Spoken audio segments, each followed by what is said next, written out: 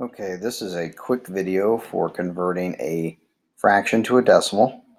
I wanted to show it one way before I showed you the Khan Academy version. So first off, when we think of a fraction, let's take 1/2. That's a simple one to start with. We know that we can convert it to a fraction that is a place value. So a place value fraction would be something like, if we wanted to say, well, how many tenths is that? Or how many hundredths is that? Those are the types of things we're looking at here. So how many hundredths? So if I can figure that out, that gives me my place value, because we know that we have the ones place, then the tenths, then the hundredths, then the thousandths. Like, we know that that's what the place values are. So if we take that information and we can make a fraction where the denominator is a place value, right?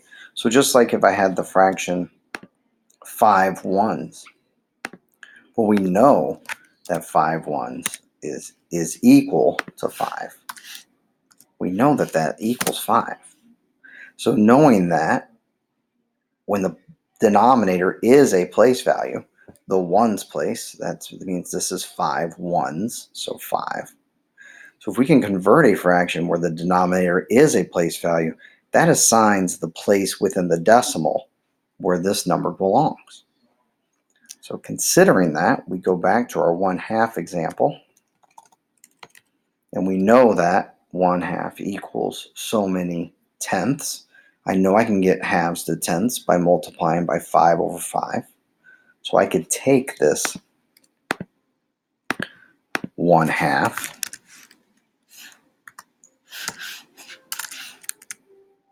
and then I could multiply that by 5 over 5, because that's how I make an equivalent fraction, is I multiply by 1, correct? So I multiply by 1, and this gives me a new fraction of 5 over 10.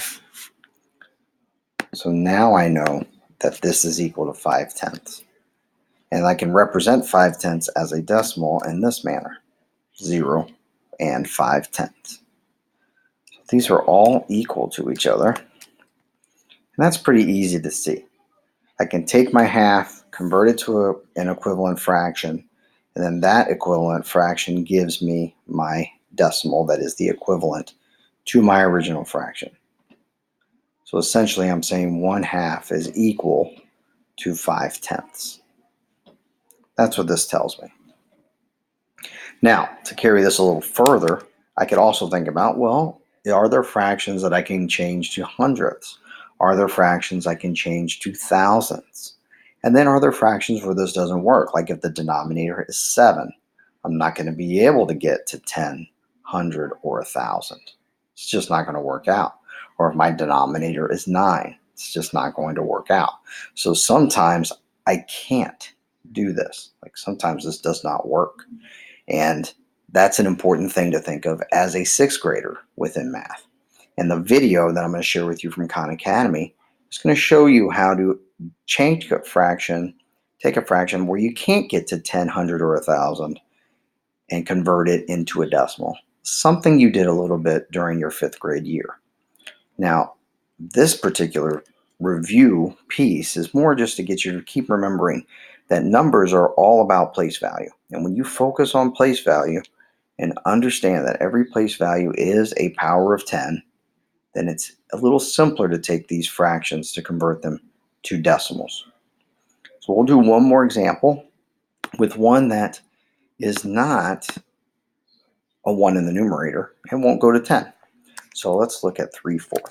So we know that 3/4, there's not a multiple of 4 that gets me to 10, but I can get to 100. So the question becomes, what is that 100?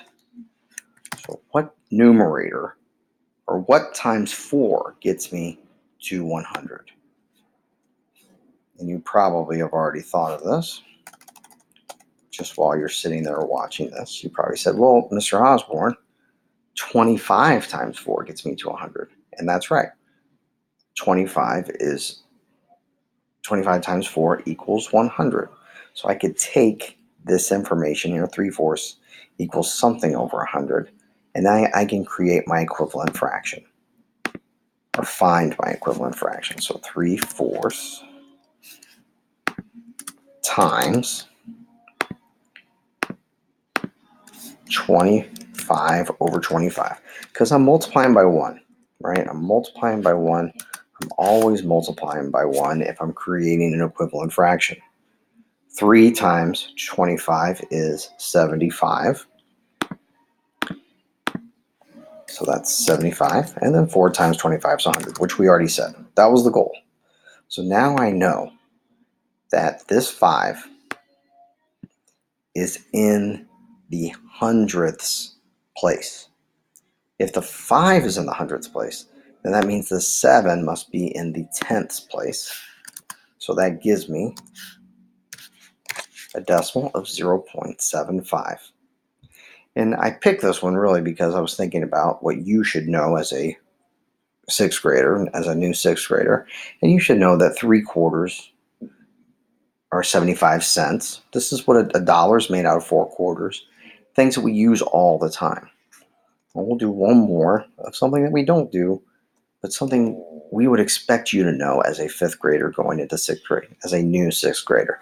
Something that your teacher's going to expect you to understand. And that is how to work with fifths. So we'll do a fifths example. So we'll use 2/5. 2/5. Now, can I get fifths to tenths? Yes. Can I get fifths to hundredths? Yes. It makes more sense to go to tenths. So this equals something over 10, which means I'm going to take 2/5 and multiply it by something that's going to make that 5 into a 10. So what can I multiply by 5 to get to 10? That's really what I'm asking right now. And of course, we know that that is 2. So I'm going to multiply by 2 over 2, because 2 over 2 equals 1. And when I multiply by 1, it doesn't change my value. All things your teachers expect you to remember from your elementary life.